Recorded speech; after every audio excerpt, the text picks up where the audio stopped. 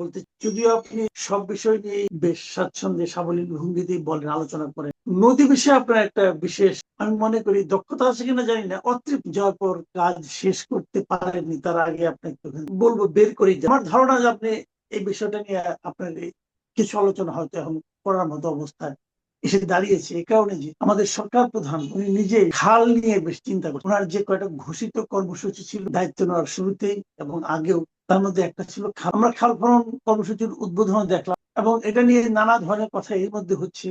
অনেকে বলছেন যে ওনার মধ্যে অনেকে পিতা শহীদ রাষ্ট্রপতি জিয়াউর রহমানের ছায়া দেখছেন, আবার অনেকে বলছেন জিয়াউর রহমান সাহেব যখন এটা করেছিলেন তখন সে যে বাস্তবতা ছিল এখন তো আর সেই বাস্তবতা না। কাজে এই সময় এটা করাটা কি কেবলমাত্র স্ট্যান্ডবাজি নাকি আসলে এর কোন রকম উপকারিতা? আমি যদি আরেকটু ডিপে যেতে চাই, সেক্ষেত্রে আমি বলবো আপনার কাছ থেকে আমি হয়তো এটাও জানতে চাই, খাল খনন করলে কিভাবে করলে কি হতে পারে, অথবা যেভাবে হচ্ছে এটা, এই সবগুলি প্রশ্ন একবারে করলাম, আপনি একটা একটা করে অল্প অল্প করে জবাব দেন, তাহলে সেখান থেকে হয়তো আমি আবার একটা সাপ্লিমেন্টারি কোশ্চেন করতে। এটা একটা বড় ধরনের উদ্যোগ। 20,000 কিলোমিটার খাল খনন পুনর্খনন একটা বিশাল একটা কর্মযোগ অ্যাকচুয়ালি। যে এটা প্রেসিডেন্ট জিয়াউর রহমান যে খাল খনন কর্মসূচি নিয়েছিলেন আজ থেকে 47 বছর আগে, তারই একটা ধারাবাহিকতা হিসেবে আমি এটাকে দেখি। জিয়াউর রহমান সাহেব এই 1976 নভেম্বরে আপনার উলসি এবং যদুনাথপুরের এই দুটো জায়গার মাঝে যে বেতনা নদী খননের মাধ্যমেই কিন্তু এই কাজটা শুরু হয়। আমরা তখন স্টুডেন্ট, আমরা মনে আছে যে উনি একটা বক্তৃতায় উলসি যদুনাথপুরের অনেকবার উল্লেখ করেছিলেন, কেউ কেউ বলেন 19 বার উনি এই জায়গাটার কথা উল্লেখ করেছিলেন। এবং জিয়াউর রহমানের সেই খাল খনন যে কর্মসূচি কিন্তু লোকজন মনে করে, তবে প্রেক্ষিত ভিন্ন হয়ে গেছে। সেই সময় যেটা ছিল এখন কিন্তু সেই অবস্থা নাই। সেই সময় নদীতে এত বেশি দূষণ ছিল না, দখল ছিল না। আর একটা বিষয় ছিল কি, ৭২ যে একটা দুর্ভিক্ষ হয়েছিল বাংলাদেশে, তখন খাদ্যের বিশেষ সংকট ছিল। তো ওনার উদ্দেশ্যই ছিল যে খাদ্য উৎপাদন কিভাবে বাড়ানো যায়, তার জন্য সেচের পানি দরকার। সেচের পানির নিশ্চয়তার জন্য সংস্থান করার জন্যই কিন্তু মূলত খাল খননের ছিল, মানে উদ্যোগটা নেওয়া হয়।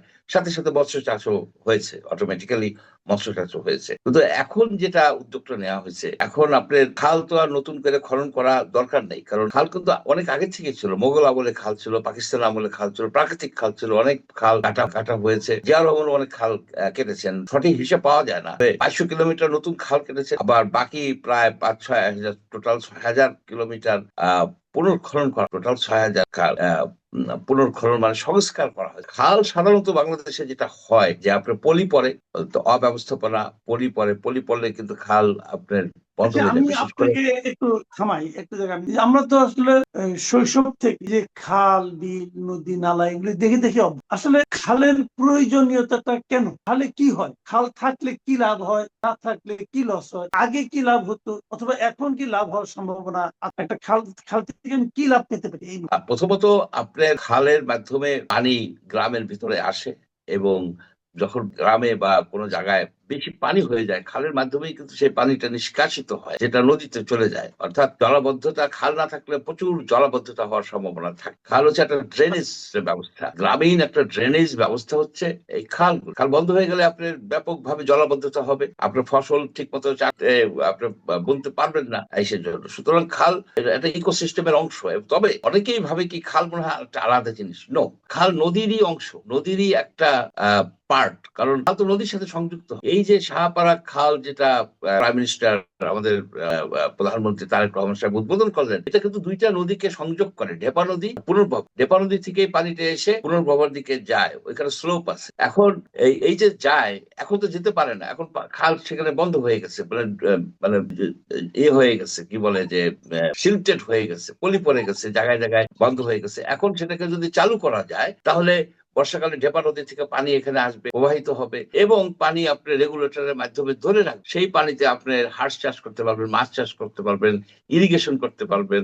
আপনি জানেন যে গবাদি পশু পালন করতে হলে কিন্তু আপনার নদ নদী খালের দরকার। গবাদি পশু গোসল করাইতে হয় টাইম টু টাইম। এগুলি নদী ছাড়া, খাল ছাড়া পানি। এবং আরেকটা বিষয় হচ্ছে যে প্রতিনিয়তই আমরা দেখতেছি, খবর পাই, পানির যে গ্রাউন্ড ওয়াটার লেভেল এটা নিচে চলে যাচ্ছে। অর্থাৎ সেচ করতে যে এরা কিন্তু ডিপ টিউবওয়েল অনেক সময় পানি পাচ্ছে না।